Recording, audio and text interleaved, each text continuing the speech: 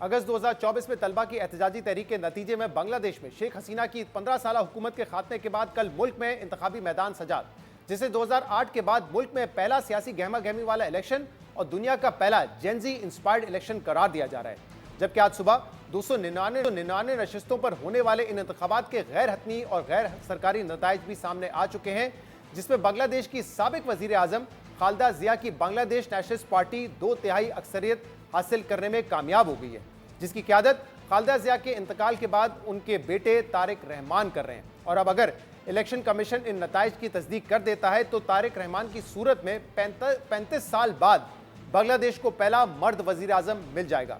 बांग्लादेश के senior secretary election commission Akhtar Ahmed के मुताबिक बीएनपी इत्तेहाद 212 नशिस्तों पर कामयाबी हासिल कर चुका है, जबकि हुकूमत बनाने के लिए 151 नशिस्तों पर कामयाबी दरकार थी। ताहम लैंडस्लाइड विक्ट्री के बावजूद बीएनपी ने अपने कारकुनों को फतह का जश्न मनाने से रोक दिया है और कारकुनों को दुआ करने की अपील की है।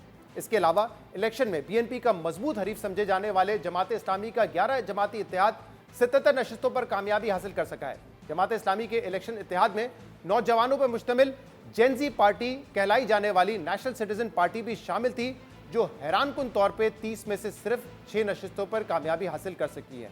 अहम बात यह कि बांग्लादेश के हालिया इंतखाबात इस हवाले से भी तारीखी हैसियत के हामिल हैं कि तारीख में पहली मरतबा बांग्लादेशी अवाम ने पार्लियामेंट के लिए अपने नुमाइंदों के इंतखाबात के अलावा कौमी रेफरेंडम पर भी वोट डाला है।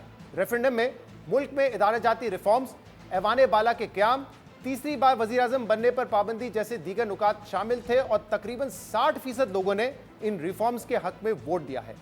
अहम बात यह कि इस इलेक्शन में वोटर्स टर्नआउट पर पूरी दुनिया की नजरें थी, क्योंकि इस बार हसीना वाजिद की जमात अवामी लीग के इलेक्शन में हिस्सा लेने पर पाबंदी थी। ताहम इसके बावजूद इस इलेक्शन में 60% वोटर टर्नआउट देखा गया, जो पिछले इलेक्शन में सिर्फ 42% था।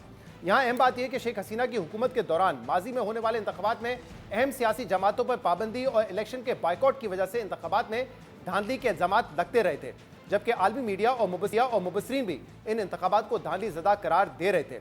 जिसके बाद हालिया इंतखाबात को मुल्क में फ्री एंड फेयर इलेक्शन का एक बेहतरीन मौका करार दिया जा रहा था। ताहम बांग्लादेश की जमात इस्लामी और नेशनल सिटीजन पार्टी की जानिब से इंतखाबात में कुछ पोलिंग स्टेशन पर बेज़ाब्तगी और नताइज में रद्दोबदल के इल्जामात लगाए जा रहे थे, मगर बांग्लादेश के इलेक्शन कमीशन ने इंतखाबात को गैर जानिबदार और काबिल एतमाद करार दिया है। दूसरी जानिब इलेक्शन में बीएनपी की कामयाबी पर आलमी रहनुमाओं की जानिब से मुबारकबाद का सिलसिला भी जारी है। पाकिस्तान के वज़ीर आज़म शहबाज शरीफ और सदर आसिफ अली जरदारी ने बीएनपी को शानदार कामयाबी पर मुबारकबाद दी है और वज़ीर आज़म शहबाज शरीफ ने सोशल मीडिया पोस्ट में लिखा कि बांग्लादेश की क़यादत के साथ करीबी ताउन के मुंतज़िर हैं। जबकि भारतीय वज़ीर आज़म नरेंद्र मोदी ने एक्स पर पोस्ट करते हुए लिखा कि उन्होंने बीएनपी के तारिक रहमान से बात की है और उन्हें कामयाबी पर मुबारकबाद दी है और मुकम्मल हिमायत का इजहार किया है। लेकिन आने वाले दिनों में भारत और बांग्लादेश के ताल्लुकात क्या रुख इख्तियार करते हैं, ये देखना दिलचस्प होगा, क्योंकि बांग्लादेश की साबिक वज़ीर आज़म शेख हसीना को बांग्लादेश में सज़ा याफ्ता मुजरिम करार दिया जा चुका है और वो इस वक्त भारत में मौजूद हैं और बीएनपी ऐलान कर चुकी है कि वो भारत से शेख हसीना की हवालगी के लिए बाज़ाब्ता तौर पर दरख्वास्त करेंगे। इसीलिए बांग्लादेश के इन इंतखाबात को खित्ते की सियासत और बिलखसूस भारत के साथ सिफाती ताल्लुकात के लिए इंतहाई अहम करार दिया जा रहा है। बांग्लादेश में हालिया इंतखाबात के नताइज के बाद इस वक्त वहाँ क्या माहौल है, हुकूमत साजी का मरहला कब शुरू होगा, इस पर बात करने के लिए हमारे साथ मौजूद हैं बांग्लादेश से हमारे नुमाइंदे एजाज सैयद। एजाज सैयद, बहुत शुक्रिया आपने हमें ज्वाइन किया। जो गैर सरकारी गैर हतमी नताइज हैं उनके मुताबिक बीएनपी को लैंडस्लाइड विक्ट्री मिल चुकी है। जरा बताइएगा कि इस वक्त माहौल क्या है और जो हुकूमत साजी का अमल है वो कब शुरू होगा? जी, गवर्नमेंट फॉर्मेशन का अमल शुरू हो चुका है। ये तो बड़ी क्लियर है कि बीएनपी एक वाज़े मार्जिन के साथ हुकूमत में आ रही है।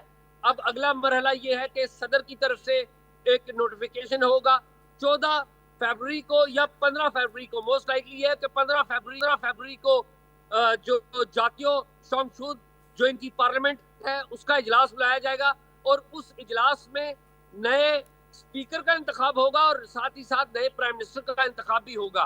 तो गवर्नमेंट फॉर्मेशन तो शुरू हो चुकी है। अब तो प्रोसेस होना शुरू है कि इस पर अमल दरामद कैसे करना है और तारिक रहमान ने अपनी नई कैबिनेट का अनाउंस करना है। तो सबसे पहले तो स्पीकर और प्राइम मिनिस्टर मुंतखब होंगे और फिर प्राइम मिनिस्टर नई कैबिनेट का ऐलान करेंगे। और एजाज सईद, हमने देखा है कि आप पिछले पूरा हफ्ता वहां पे मौजूद थे बांग्लादेश में, आपने इलेक्शन भी कवर किया, आपने लोगों से इंटरेक्ट भी किया। आपने आई एम श्योर वहाँ पे जो नुमाइंदे हैं इस इलेक्शन में हिस्सा ले रहे थे उनसे भी गुफ्तगू की। ज़रा बताइएगा कि वहाँ पे आपने क्या देखा है कि लोगों की राय पाकिस्तान के बारे में क्या है, भारत के बारे में क्या है, जो पॉलिटिकल पार्टीज हैं उनकी पॉलिसीज इस इलेक्शन मुहिम में क्या रिफ्लेक्ट होती है towards Pakistan and India? Shahzad, बहुत शुक्रिया शहजाद, बड़ा अहम सवाल आपने किया। देखिए, जो पॉलिटिकल कन्वर्सेशन थी इस सारे मामले में, जो कि जनरेशन जी एक पूरा इनकलाब लेके आई थी, उसमें पाकिस्तान कहीं मौजूद नहीं था, भारत मौजूद था। और भारत कोई किसी अच्छी वजह से मौजूद नहीं था, शेख हसीना की वजह से मौजूद था। यहाँ पर नौजवान नस्ल जो है उसके बड़े मनफी जज्बात हैं भारत के हवाले से। लोगों को भारत के ऊपर बड़ा गुस्सा है कि वो शेख हसीना को सपोर्ट करते रहे और फिर बाद में पनाह भी उसको दी। यहाँ पर नौजवान कहते हैं कि शेख हसीना को वापस लाया जाए और उसके खिलाफ ट्रायल किया जाए। तो भारत किसी अच्छी वजह से यहाँ पर मौजूद नहीं है। और दूसरी एक और वजह भी कि भारत के साथ जो बांग्लादेश की हुकूमत ने जो पावर जनरेशन के मुआहदे किए थे, बिजली की पैदावार के मुआहदे किए थे अडानी पावर के साथ, जो उनके मारूफ बिजनेसमैन है अडानी, वो पावर के मुआहदे यहाँ के लोग समझते हैं कि यकतरफा थे, जिसका फायदा ज्यादा अडानी को हुआ। और अडानी, आपको पता है कि भारत की हुकूमत के बड़े करीब सफर किए जाते हैं। और जब यहाँ पर बिजली की कीमतें बढ़ी तो लोगों को गुस्सा जो है वो अडानी से ज्यादा भारत के ऊपर आया।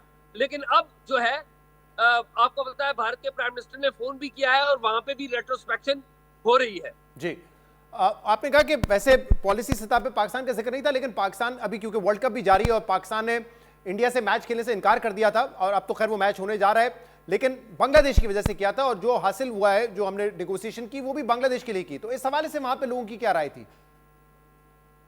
जी बिल्कुल, इस हवाले से पाकिस्तान के बारे में बड़े अच्छे जज्बात हैं। हम जहां कहीं भी जाते हैं, जब उनको पता लगता है, आम बांग्लादेश के शहरी को पता लगता है कि पाकिस्तान से आए हैं, वो बड़ा पुरतपाक इस्तकबाल करते हैं, वो गले मिलते हैं और पाकिस्तान का करते हैं कि पाकिस्तान उनके लिए खड़ा हुआ। बाज लोग अलबत्ता ये गिला भी करते हैं कि पाकिस्तान को भारत के साथ मैच नहीं खेलना चाहिए था या उसके ऊपर एग्री नहीं करना चाहिए था। लेकिन पाकिस्तान के हवाले से बहुत अच्छे जज्बात हैं और लोग समझते हैं कि जो शेख हसीना के दौर में जो 15 साल दूरियां रही वो गलत थी, दरवाजे खुलने चाहिए और दरवाजे खुले हैं और लोग बड़े खुश हैं। बहुत बहुत शुक्रिया एजाज सईद, आप वहां से हमें रिपोर्ट कर रहे थे।